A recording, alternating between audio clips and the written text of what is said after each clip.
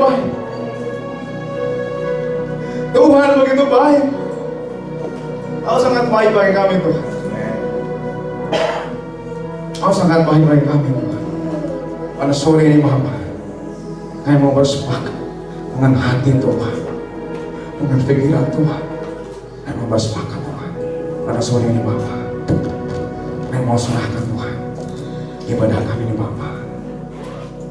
Kuasa Roh Kudus bekerja untuk setiap kami Tuhan, setiap pribadi Tuhan, setiap kami mengalami perjumpaan dengan Tuhan. Kami mau Tuhan, penyembahan kami tidak biasa-biasa. Kami mau Tuhan, setiap saat kami dirubahkan Tuhan dalam penyembahan kami ini Bapa. Kami mau Tuhan, kami bukan yang dulu Tuhan. Kami mau lebih lagi Tuhan dalam menyembah Tuhan, dalam menyenangkan hati Tuhan.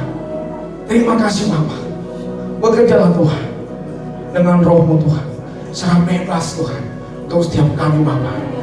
Hati kami terbuka Tuhan, hati kami lembut Tuhan. Kami siap Tuhan, kami siap Tuhan untuk memberikan persembahan kami Tuhan jadi dupa yang harum Tuhan. Segala katakan ya Rama, segala katakan ya Rama. Shalom, saudara-saudara yang kasih dalam Tuhan, apa kabar? Puji Tuhan, saya percaya Tuhan menyertai saudara semua, ya, di rumah, ada dimanapun saudara berada, selama masa PSBB ini, masa pembatasan-pembatasan. Saya percaya bahwa Tuhan juga hadir di rumah saudara, Tuhan hadir dalam dimanapun saudara berada hari ini, dalam kita ibadah di rumah-rumah atau tempat kos-kosan saudara para mahasiswa atau youth. Saya percaya Tuhan hadir di dalam persekutuan saudara di tempat di mana saudara berada hari ini. Mari kita berdoa sebelum kita mendengarkan firman Tuhan. Bapa di surga, terima kasih ya Tuhan. Pada hari ini kami datang kembali kepada menaikkan syukur kami. Engkaulah Tuhan kami yang ajaib, yang senantiasa menyertai dan memelihara hidup kami. Kami bersyukur karena Tuhan menolong kami, memberi kami kesehatan, perlindungan, dan pemeliharaan. Dan pagi hari ini kami mau datang mendengarkan firman Tuhan. Biarlah Tuhan Engkau berbicara pada kami. Berfirman, kami percaya firman-Mu akan mengubahkan hidup kami. Firman-Mu berkuasa untuk mengubah pola pikir kami, pandangan kami. Terima kasih Tuhan. Dan kami percaya Bapa di surga, sementara firman-Mu diberitakan, semua yang mendengar, semua yang menyaksikan firman ini, mendengarkannya, Tuhan memberkati mereka semua, dimanapun mereka berada. Terima kasih Tuhan, urapi hamba-Mu yang menyampaikan, dan semua kami yang mendengarkannya. Dalam nama Yesus kami berdoa, kami syukur. Haleluya, amin. Shalom. Nah, saudara yang sedang Tuhan, pada hari ini saya akan membagikan apa yang saya dapat di dalam kita memperingati hari kenaikan Tuhan Yesus. Ya, kita baru saja memperingati kenaikan Tuhan Yesus. Saya akan bacakan satu nas di dalam Kisah 1 ayat 8 sampai 11 dikatakan demikian. Tetapi kamu akan menerima kuasa kalau Roh Kudus turun di atas kamu, dan kamu akan menjadi saksiku di Yerusalem dan di seluruh Yudea dan Samaria dan sampai ke ujung bumi. Sesudah ia mengatakan demikian, terangkatlah ia, disaksikan oleh mereka, dan awan menutupinya dari pandangan mereka. Ketika mereka sedang menatap ke langit, tiba-tiba berdirilah dua orang berpakaian putih dekat mereka dan berkata kepada mereka, "Hai orang-orang Galilea, mengapakah kamu berdiri melihat ke langit? Yesus ini yang terangkat ke surga meninggalkan kamu akan datang kembali dengan cara yang sama seperti kamu melihat dia naik ke surga." Saudaraku, yang menarik dari nas ini adalah sebelum Tuhan Yesus naik ke surga, dikatakan dalam ayat sebelumnya bahwa Yesus menunjukkan dirinya berulang-ulang kepada muridnya selama lebih dari 40 hari. Ya, selama 40 hari Yesus menunjukkan dirinya. Dan kemudian ketika Yesus naik ke surga, disaksikan oleh banyak orang, saksikan oleh para murid-muridnya. Jadi saudaraku, sebenarnya tidak ada lagi alasan untuk tidak percaya tentang Yesus, bahwa dia adalah Tuhan yang pernah datang ke dunia, lahir, menderita, mati di kayu salib, bangkit, dan setelah bangkit naik lagi ke surga. Mari kita terus berdoa supaya orang-orang yang belum bisa menerima fakta ini, mereka boleh hatinya menerima, supaya semakin banyak orang diselamatkan. Saudara dalam Tuhan, Tuhan Yesus naik ke surga ini, ada beberapa kebenaran yang kita lihat di sini. Pertama, Yesus itu naik ke surga adalah menyiapkan tempat bagi umat tebusannya. Ya, menyiapkan tempat. Kita akan lihat di dalam Yohanes 14 ayat 1 sampai 4, Tuhan Yesus pernah berkata, janganlah gelisah hatimu. Percayalah kepada Allah. Percayalah juga kepadaku. Di rumah Bapakku banyak tempat tinggal. Jika tidak demikian, tentu aku mengatakannya kepadamu. Sebab aku pergi ke situ untuk menyediakan tempat bagimu. Dan apabila aku telah pergi ke situ dan telah menyediakan tempat bagimu, aku akan datang kembali dan membawa kamu ke tempatku, supaya tempat di mana aku berada, kamu pun berada. Dan kemana aku pergi, kamu tahu jalan ke situ. Wah, ini saudaraku luar biasa. Luar biasa, coba renungkan saudaraku. Yesus datang. Dia Tuhan. Tuhan. Tidak layak sebenarnya dunia ini tempat dia. Karena dunia ini sudah jatuh ke dalam dosa. Tapi dia datang. Untuk apa dia datang? Hanya semata-mata untuk menyelamatkan kita. Supaya kita boleh bersama dia kelak di surga. Nah, tapi ada harga yang harus dia bayar. Apa harga yang bayar? Dia harus mati di kayu salib. Ya. Kematiannya itu, hukuman bahwa dia mati, hanya semata-mata karena dia disebut menghujat. Dia menyamakan dirinya dengan Allah. Dan disitulah titik poinnya sebenarnya. Dia menyebut dirinya Allah, dan itu membuat dia dihukum. Kemudian ketika dia mati di kayu salib, dia bangkit. Dia membuktikan bahwa maut tidak dapat menahan dia. Lalu setelah dia bangkit, naik pula ke surga. Nah, sebelum naik ke surga, dia berulang-ulang menunjukkan dirinya pada murid-muridnya. Saudara kasih Tuhan, perhatikanlah di sini. Tuhan Yesus berkata, jangan gelisah hatimu, percayalah kepada Allah. Di rumah Bapakku banyak tempat tinggal. Nah, di sini katakan, apabila aku telah pergi ke situ dan telah menyediakan, perhatikan, telah menyediakan tempat bagimu, aku akan datang kembali. Luar biasa. Dia datang menunjukkan jalan, dia menyiapkan tempat, dia juga akan menjemput. Wah, luar biasa. Disediakan semuanya. Kita ini adalah seperti minggu lalu kita telah belajar, kita ini adalah hanya domba. Domba yang hanya bisa bilang bek, ya. Dan gembala kita melakukan semuanya. Gembala menyediakan makanan, gembala bawa kita ke air, gembala memanggul yang sakit, gembala mengurus kita semuanya. Kalau ada yang sesat, dia tinggalkan domba-dombanya, lalu dia pergi mencari domba yang sesat itu. Luar biasa. Nah, saudaraku, jadi Tuhan menyediakan tempat, dan Dia juga akan datang menjemput kita. Nah, yang paling menarik lagi, saudaraku, yang kita sangat diberkati, inilah Tuhan kita. Saya sangat bersyukur menjadi orang yang mengenal Yesus sebagai Tuhan, ya. Dikatakan Tuhan Yesus ketika dia naik ke surga, dia mengutus pribadi Tuhan yang lain, mengutus pribadi Allah yang lain, yaitu Roh Kudus. Ya, untuk apa dia utus? Supaya kita tidak menjadi yatim piatu setelah tinggal pergi Tuhan Yesus. Yohanes 14 ayat 16 dan 18 mengatakan, aku akan minta kepada Bapa, dan Ia akan memberikan kepadamu seorang penolong yang lain, supaya Ia menyertai kamu selama-lamanya. Luar biasa.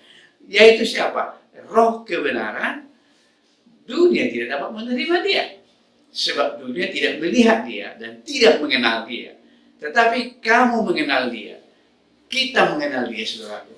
Ya, sebab ia, Roh Kudus, menyertai kita, menyertai kamu, dan akan diam dalam kamu.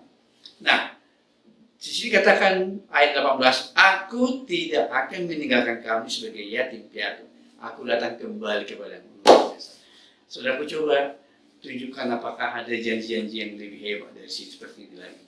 Luar biasa. Tuhan datang ke dunia, Tuhan membuka akses ke surga, yaitu melalui kematiannya. Lalu dia naik ke surga menyediakan tempat.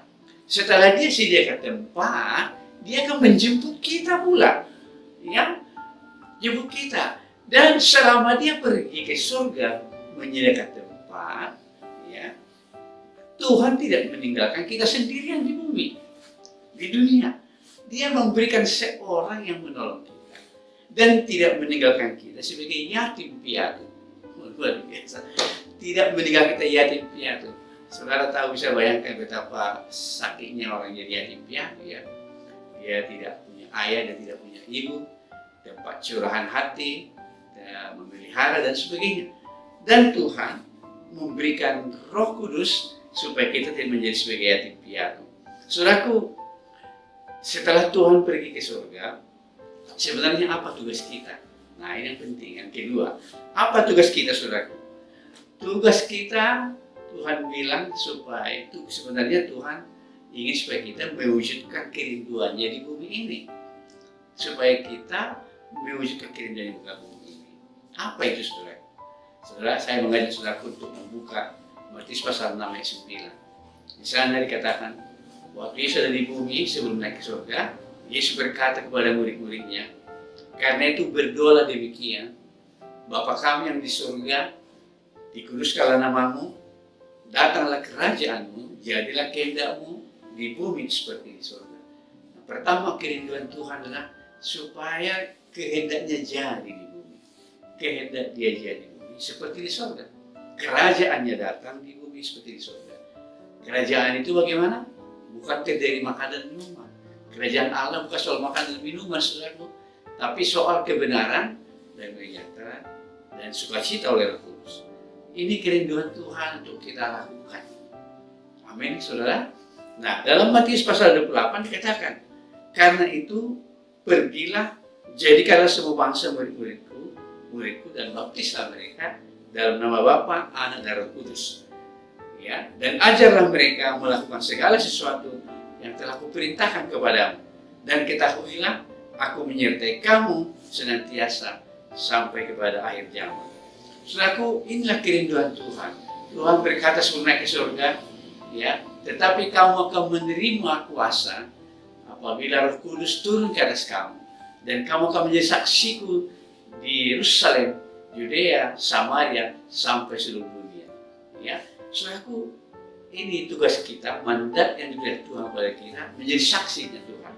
Haleluya, amin. Saksi Tuhan, kita akan menjadi saksinya kalau kita dipenuhi Roh Kudus. Ya, Roh Kudus memberi kita kemampuan, Roh Kudus memberi kita kuasa untuk menjadi saksi Tuhan.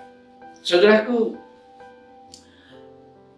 hal yang ketiga yang mau saya bagikan adalah bahwa pekerjaan Roh Kudus adalah menyiapkan kita, umat tebusan, untuk layak ikut serta ke pesta perkawinan anak domba Allah, ya, di mana kita sebagai mempelai wanitanya.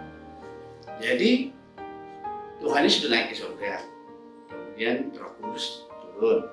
Nah, selama Tuhan ada di surga, Tuhan Yesus, maka Roh Kudus menyertai kita, menyertai bangsa-bangsa.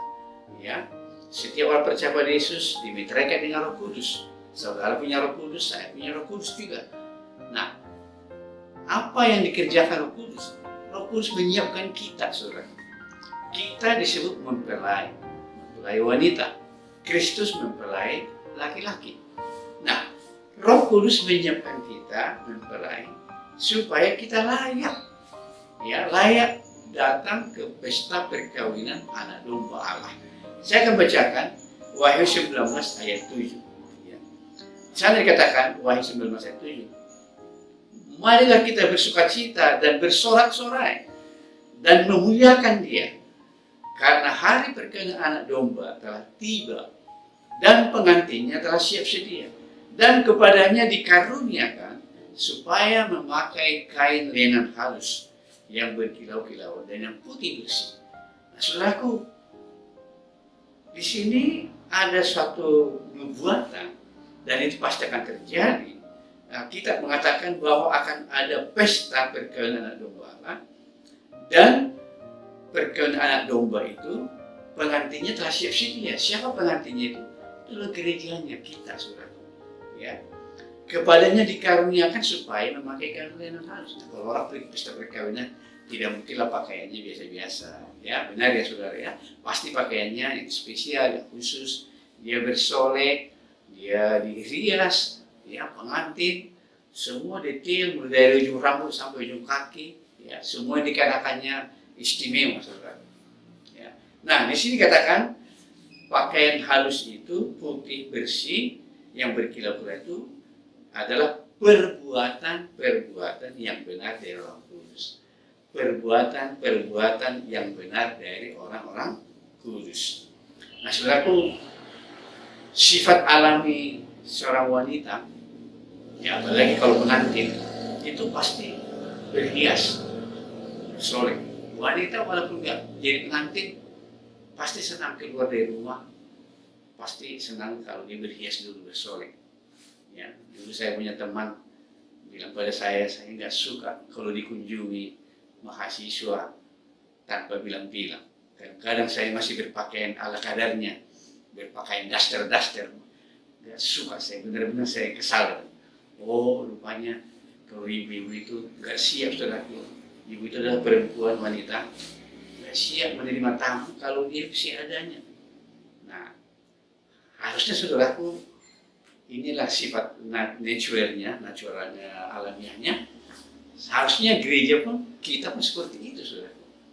Kita sebagai pribadi Kristus, pribadi yang sudah memiliki Kristus, harusnya punya sifat alamiah seperti ini juga. Senang berhias, memperbaiki apa yang masih kurang, ya, yang kotor-kotor dibuang, yang jelek-jelek dibuang, ganti dengan yang baru, terus setiap hari berbaharui. Wah, supaya kelihatan kita, wow gitu, kelihatan cantik. Wow. Nah, saudaraku, apa sebenarnya maksudnya ini? 1 Petrus 3 katakan, tetapi perhiasanmu ialah manusia batinia yang tersembunyi dengan perhiasan yang tidak binasa, yang berasal dari roh, ya, berasal dari roh yang lemah, lembut dan tentram, yang sangat berharga di mata Allah. Itulah perhiasan yang tidak akan binasa dan sangat berharga di hadapan Allah. Saudaraku, ini, jadi kita pengantin wanita harus dihiasi. Tapi perhiasan itu lahir dari manusia batinia kita, saudara. Manusia rohania kita, ya. Manusia rohani kita yang selalu diperbaharui setiap hari, ya. Berasal dari roh yang lemah lembut, terang. Nah, ini sangat berharga, tidak dapat binasa. Dia akan selama-lamanya. Ini saudaraku yang Tuhan inginkan. Nah, dalam Galatia 5:22-23 dikatakan, tetapi buah roh ialah kasih, sukacita, damai sejahtera, kesabaran, kemurahan, kebaikan, kesetiaan, kelemah lembutan, penguasaan diri. Tidak ada hukum yang menentang hal-hal itu. Nah, itulah pakaian yang harus kita. Apa itu? Ada kasih. Nah, nanti akan kita lihat hubungannya dengan suasana sekarang ini. Ya, kasih, damai sejahtera, lemah lembut. Ya. Itulah pakaian lenan halus kita. Buah roh yang lebar, yang muncul jika kita tinggal dalam Kristus. Yohanes 15 ayat 5 mengatakan bahwa Yesus adalah pokok anggur, tinggallah di dalam Dia supaya kita berbuah. Yesus katakan, tinggallah dalam aku, maka kamu akan berbuah. Nah, barang siapa tidak tinggal dalam aku, dia tidak akan berbuah dan akan dibuang. Nah, itulah sebabnya kita tinggal dalam Kristus. Ya, waktu kita terima Yesus, Kita sebenarnya saat itu tinggal dalam Kristus. Dan kalau kita tinggal melekat, maka kita akan terus menghasilkan buah. Ya, dalam persekutuan kita dengan Tuhan. Nah, Galatia 5:16-17 katakan, hiduplah oleh roh, maka kamu tidak akan menuruti keinginan daging. Ya, apa itu perbuatan daging? Ya, Galatia 5:11 katakan, perbuatan daging telah nyata, yaitu percabulan, kecemaran, hawa nafsu, penyembahan berhala, sihir, perseteruan, perselisihan, iri hati, amarah, kepentingan diri sendiri, percederaan, roh pemecah, kedengkian, kemabukan, pesta pora, dan sebagainya. Nah, Tuhan peringatkan kita terhadap semuanya itu. Kuperingatkan kamu seperti yang telah kubuat dahulu, bahwa barang siapa melakukan hal-hal demikian, ia tidak akan mendapat bagian dalam kerajaan Allah, tidak mendapat bagian dalam damai sejahtera, dalam sukacita oleh Roh Kudus, dan dalam kebenaran. Saudara Tuhan, mari kita belajar dari apa yang sudah kita pelajari tadi, dari pengalaman Nuh yang kena lockdown. Ya, bukan lagi PSBB. Kalau PSBB masih bisa keluar dari rumah, ya, keluar dari bahtera. Kalau Nuh ini tidak. Nuh tidak bisa keluar dari bahtera. Bahkan burung pun pertama kali dilepas kembali lagi. Nah, jadi dia benar-benar lockdown. Saudara tahu, Nuh lockdown itu berapa lama? Ya, 150 hari. Wah, luar biasa. 150 hari itu berarti berapa bulan lah kira-kira itu, saudara? Ya, 150 bagi 30 hari, ya 5 bulan, ya, 5 bulan. 5 bulan lockdown. Ya, saudara bayangkan seandainya mulai Januari sampai ke bulan Mei. Nah, jadi saudaraku, ketika dia lockdown, ini apa yang terjadi sebenarnya? Saudaraku, sebelum saya lanjutkan, coba saya mengajak saudaraku bayangkan Bahtera Nuh itu. Bahtera Nuh itu unik. Biasanya kapal ada jendela-jendelanya, tapi Bahtera Nuh ada jendela, saudara. Tidak ada jendela. Bahkan kalau ada pintu, ya, satu-satunya membuka itu nanti hanyalah Tuhan. Ya, bahkan dikatakan dalam kitab, setelah naik mereka semua ke dalam bahtera, bukan Nuh yang menutup pintu itu, Tuhan sendiri yang menutupnya. Wow, Tuhan yang menutup, membuat lockdown benar-benar Tuhan sendiri. Nah, apa artinya tidak ada jendela? Itu artinya, ini menurut apa saya saya bayangkan bahwa tidak ada jendela itu supaya Nuh, istrinya, anaknya, menantu semua orang dalam itu tidak bisa melihat keluar. Artinya mereka tidak akan terpengaruh oleh situasi lingkungan, tidak terpengaruh dengan keadaan. Mereka hanya lihat dengan iman, mereka mempercayakan diri hanya kepada Tuhan, memasrahkan diri hanya kepada Tuhan. Pada bahtera itu bicara mengenai keselamatan, ya. Keselamatan itu bagi kita adalah ketika kita terima Yesus, kita terima ketopong keselamatan itu, lalu Nuh mempercayakan diri sepenuhnya sana. Bahkan yang menutup pun Tuhan sendiri juga, tidak ada jendela. Jadi Tuhan ingin mata kita ini tidak terpengaruh dengan keadaan. Ya, apapun kesulitan yang kita hadapi, tidak membuat kita menjadi down, tidak membuat kita menjadi lemah, tidak membuat kita menjadi patah semangat, saudara.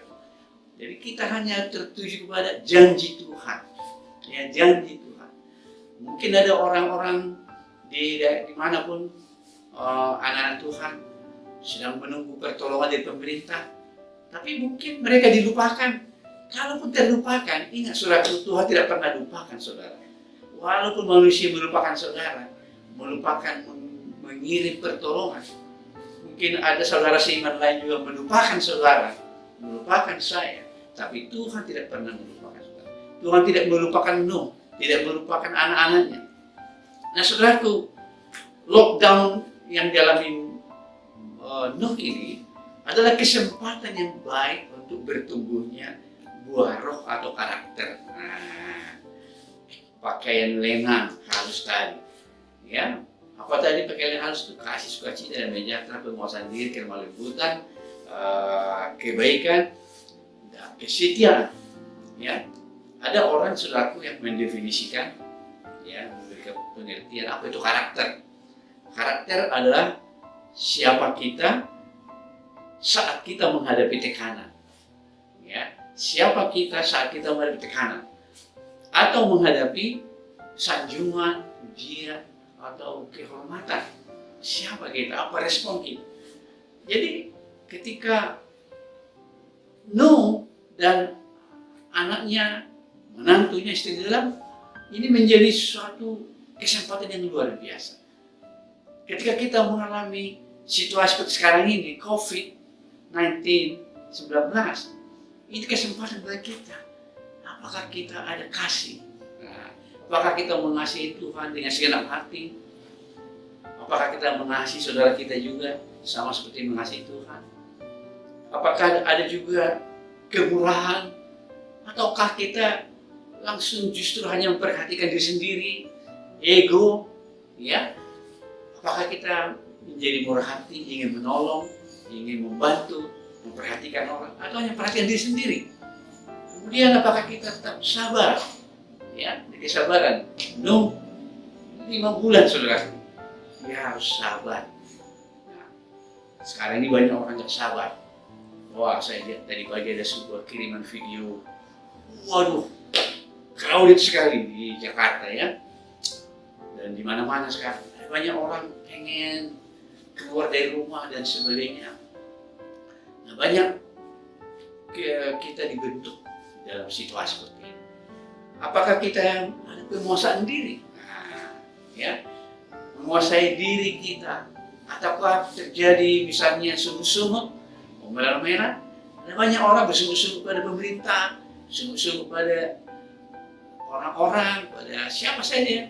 Mungkin bersungguh-sungguh pada Tuhan. Wah, itu lebih gawat lagi, saudara. Terus damai sejahtera. Damai sejahtera ada nggak? Apakah yang ada adalah kekhawatiran, rasa takut? Ya, parno katanya, takut. Takut memikirkan COVID dan sebagainya. Kehilangan damai sejahtera. Dan yang berikutnya adalah kesetiaan. Apakah saudara tetap setia walaupun tidak ada ibadah dalam pertemuan raya, ya, ibadah minggu kita tidak bertemu, tapi apakah saudara tetap setia ibadah di rumah? Apakah saudara setia saat teduh? Mungkin PA-nya nggak jalan, tapi apakah saudara setia saat teduh? Tidak ada yang mengingatkan saudara saat teduh. Woi, udah saat teduh belum? Nggak ada yang ingatkan, tapi saudara saat teduh. Kesetiaan, ya, di sini diuji saudara. Kesetiaan itu dalam bahasa Inggris faithfulness, ya, kesetiaan. Artinya saudaraku, berasal kata faith iman full, beriman penuh. Tapi kalau pakai ness, dia menjadi setia. Jadi orang yang setia itu sebenarnya adalah orang yang beriman penuh sebenarnya. Nah, di sini akan ditunjukkan kelihatan apakah saudara setia.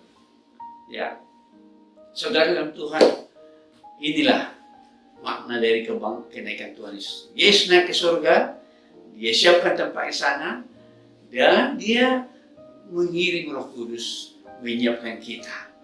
Apa yang harus disiapkan dalam diri kita? Saudara, pakaian lenan halus. Pakaian lenan halus itu apa, saudara? Nah, itulah buah Roh itu. Roh Kudus sudah dalam diri kita. Tugas kita adalah bekerja sama dengan Roh Kudus itu.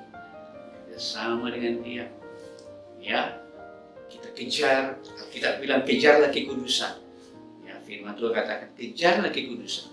Tanpa kekudusan tidak mungkin seorang melihat Tuhan, ya, karena itu kita harus mengejarnya, mengejar pakaian lenan halus yang akan kita pakai. Saudara dalam Tuhan, Roh Kudus adalah segalanya buat kita. Jangan abaikan Dia, saudaraku. Jangan mendukakan Roh Kudus dengan sungguh-sungguh, dengan ketidakpuasan terhadap saudara seiman, terhadap pasangan, pemimpin, dan sebagainya. Saudaraku, demikian firman Tuhan kita dengar. Saya percaya kita semua diberkati. Mari kita berdoa. Bapa di surga, terima kasih Tuhan, kami telah dengar firman Tuhan. Biarlah Tuhan meteraikan firman semua dalam hati kami. Biarlah firman-Mu berbuah-buah 10 kali lipat, 20 sampai 30 lipat. Hidup kami senantiasa, ya Tuhan, bertumbuh di dalam berpakaian lenan halus kami. Ya, buat Roh dalam hidup kami. Kami berdoa supaya Roh Kudus terus bebas bekerja dalam hidup kami. Terima kasih Tuhan, pertolongan-Mu menyertai kami senantiasa, sampai kami semua menjadi seperti yang Kau inginkan. Terima kasih Tuhan untuk hari ini, dalam nama Yesus kami berdoa, kami syukur. Haleluya. Amin.